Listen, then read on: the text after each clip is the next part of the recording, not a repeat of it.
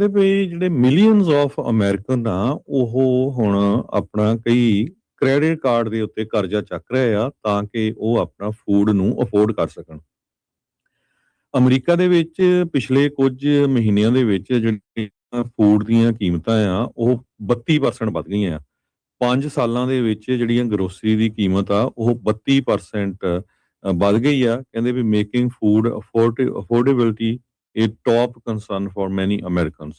ਇਹ urban institute ਨੇ ਇੱਕ ਸਰਵੇ ਕੀਤਾ ਜਿਹਦੇ ਵਿੱਚ ਉਹਨਾਂ ਨੇ 7500 ਤੋਂ ਵੱਧ ਜਿਹੜੇ ਅਡਲਟ ਆ 18 ਸਾਲ ਤੋਂ ਲੈ ਕੇ 64 ਸਾਲ ਦੇ ਉਹਨਾਂ ਤੋਂ ਉਹਨਾਂ ਨੂੰ ਪਤਾ ਲੱਗਿਆ ਵੀ ਇਹ ਇਸ ਵੇਲੇ ਨੰਬਰ 1 ਕੰਸਰਨ ਲੋਕਾਂ ਦਾ ਗਰੋਸਰੀ ਦਾ ਆ ਵੀ ਇੰਨਾ ਜ਼ਿਆਦਾ ਜਿਹੜਾ 5 ਸਾਲਾਂ 'ਚ 32% ਜਿਹੜਾ ਪ੍ਰਾਈਸਿਸ ਆ ਉਹ ਵੱਧ ਗਈ ਆ। ਤੁਸੀਂ ਜਦੋਂ ਰੈਸਟੋਰੈਂਟ ਜਾਂਦੇ ਆ ਗਰੋਸਰੀ ਸਟੋਰ ਜਾਂਦੇ ਆ ਤਾਂ ਤੁਸੀਂ ਦੇਖਦੇ ਆ ਵੀ ਕਿੰਨੀ ਜ਼ਿਆਦਾ ਜਿਹੜੀ ਕੀਮਤ ਆ ਉਹ ਵੱਧ ਗਈ ਹੈਗੀ ਆ।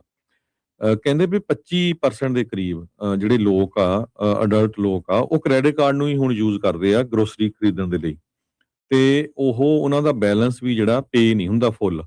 ਕਈਆਂ ਦੀਆਂ ਪੇਮੈਂਟਾਂ ਮਿਸ ਹੋ ਰਹੀਆਂ ਹੈਗੀਆਂ ਅਰਬਨ ਇੰਸਟੀਚਿਊਟ ਦੇ ਮੁਤਾਬਕ। ਕਈ ਜਿਹੜੇ ਆ ਸਿਰਫ ਬਹੁਤ ਮਿਨੀਮਮ ਪੇਮੈਂਟ ਜਿਹੜੀ ਦੇ ਰਹੇ ਹੈਗੇ ਆ। ਕਹਿੰਦੇ 10 ਵਿੱਚੋਂ ਇੱਕ ਅਡਲਟ ਜਿਹੜਾ ਆ ਉਹ ਇਦਾਂ ਹੁਣ ਐਕਟ ਕਰ ਰਿਹਾ ਵੀ ਹੁਣ ਖਰੀਦਾਂਗੇ ਬਾਅਦ ਦੇ ਵਿੱਚ ਜਿਹੜਾ ਦੇਖੀ ਜਾਊਗੀ ਪੇ ਕਰਨ ਦੇ ਲਈ।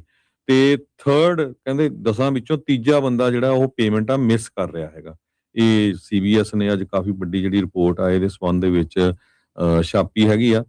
3 ਕੁਆਟਰ ਜਿਹੜੇ ਅਮਰੀਕਨਸ ਆ ਉਹਨਾਂ ਨੇ ਇਹ ਕਿਹਾ ਵੀ 75% ਮੰਨ ਲਓ ਇਹ ਕਹਿ ਰਿਹਾ ਵੀ ਸਾਡੀ ਤਾਂ ਜਿਹੜੀ ਇਨਕਮ ਆ ਉਹ ਇਨਫਲੇਸ਼ਨ ਦੇ ਨਾਲ ਕੀਪੇ ਨਹੀਂ ਹੋ ਰਹੀ ਤੇ ਕਿਉਂਕਿ ਇੰਨੀ ਜ਼ਿਆਦਾ ਮਹਿੰਗਾਈ ਹੋ ਗਈ ਆ ਤੇ ਉਹਦੇ ਨਾਲ ਸਾਡੇ ਕੋਲ ਜਿਹੜਾ ਖਰਚ ਕਰਨ ਦੇ ਲਈ ਉਨੇ ਪੈਸੇ ਹੈ ਨਹੀਂ। ਸੋ ਇਨਫਲੇਸ਼ਨ ਜਿਹੜੀ ਆ ਬਹੁਤ ਜ਼ਿਆਦਾ ਵਧੀ ਹੋਈ ਹੈਗੀ ਆ। ਕਹਿੰਦੇ ਵੀ ਜਿਹੜੇ ਮਿਲੀਅਨਸ ਆਫ ਅਮਰੀਕਨ ਆ ਉਹ ਹੁਣ ਆਪਣਾ ਕਈ ਕ੍ਰੈਡਿਟ ਕਾਰਡ ਦੇ ਉੱਤੇ ਕਰਜ਼ਾ ਚੱਕ ਰਹੇ ਆ ਤਾਂ ਕਿ ਉਹ ਆਪਣਾ ਫੂਡ ਨੂੰ ਅਫੋਰਡ ਕਰ ਸਕਣ।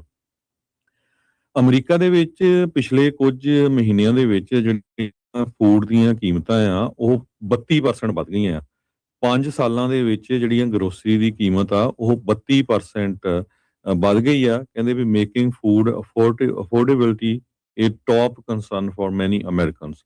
ਇਹ ਅਰਬਨ ਇੰਸਟੀਚਿਊਟ ਨੇ ਇੱਕ ਸਰਵੇ ਕੀਤਾ ਜਿਹਦੇ ਵਿੱਚ ਉਹਨਾਂ ਨੇ 7500 ਤੋਂ ਵੱਧ ਜਿਹੜੇ ਅਡਲਟ ਆ 18 ਸਾਲ ਤੋਂ ਲੈ ਕੇ 64 ਸਾਲ ਦੇ ਉਹਨਾਂ ਤੋਂ ਉਹਨਾਂ ਨੂੰ ਪਤਾ ਲੱਗਿਆ ਵੀ ਇਹ ਇਸ ਵੇਲੇ ਨੰਬਰ 1 ਕੰਸਰਨ ਲੋਕਾਂ ਦਾ ਗਰੋਸਰੀ ਦਾ ਆ ਵੀ ਇੰਨਾ ਜ਼ਿਆਦਾ ਜਿਹੜਾ 5 ਸਾਲਾਂ 'ਚ 32% ਜਿਹੜਾ ਪ੍ਰਾਈਸਿਸ ਆ ਉਹ ਵੱਧ ਗਈ ਆ। ਤੁਸੀਂ ਜਦੋਂ ਰੈਸਟੋਰੈਂਟ ਜਾਂਦੇ ਆ ਗਰੋਸਰੀ ਸਟੋਰ ਜਾਂਦੇ ਆ ਤਾਂ ਤੁਸੀਂ ਦੇਖਦੇ ਆ ਵੀ ਕਿੰਨੀ ਜ਼ਿਆਦਾ ਜਿਹੜੀ ਕੀਮਤ ਆ ਉਹ ਵੱਧ ਗਈ ਹੈਗੀ ਆ।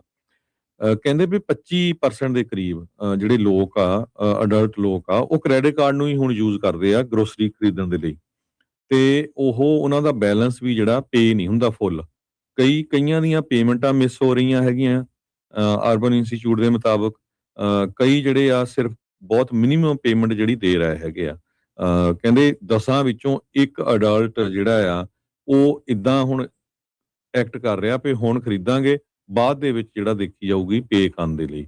ਤੇ ਥਰਡ ਕਹਿੰਦੇ 10 ਵਿੱਚੋਂ ਤੀਜਾ ਬੰਦਾ ਜਿਹੜਾ ਉਹ ਪੇਮੈਂਟਾਂ ਮਿਸ ਕਰ ਰਿਹਾ ਹੈਗਾ। ਇਹ CBS ਨੇ ਅੱਜ ਕਾਫੀ ਵੱਡੀ ਜਿਹੜੀ ਰਿਪੋਰਟ ਆ ਇਹਦੇ ਸੰਬੰਧ ਦੇ ਵਿੱਚ ਛਾਪੀ ਹੈਗੀ ਆ। 3 ਕੁਆਟਰ ਜਿਹੜੇ ਅਮਰੀਕਨਸ ਆ ਉਹਨਾਂ ਨੇ ਇਹ ਕਿਹਾ ਵੀ 75% ਮੰਨ ਲਓ ਇਹ ਕਹਿ ਰਿਹਾ ਵੀ ਸਾਡੀ ਤਾਂ ਜਿਹੜੀ ਇਨਕਮ ਆ ਉਹ ਇਨਫਲੇਸ਼ਨ ਦੇ ਨਾਲ ਕੀਪੇ ਨਹੀਂ ਹੋ ਰਹੀ ਤੇ ਕਿਉਂਕਿ ਇੰਨੀ ਜ਼ਿਆਦਾ ਮਹਿੰਗਾਈ ਹੋ ਗਈ ਆ ਤੇ ਉਹਦੇ ਨਾਲ ਸਾਡੇ ਕੋਲ ਜਿਹੜਾ ਖਰਚ ਕਰਨ ਦੇ ਲਈ ਉਨੇ ਪੈਸੇ ਹੈ ਨਹੀਂ। ਸੋ ਇਨਫਲੇਸ਼ਨ ਜਿਹੜੀ ਆ ਬਹੁਤ ਜ਼ਿਆਦਾ ਵਧੀ ਹੋਈ ਹੈ।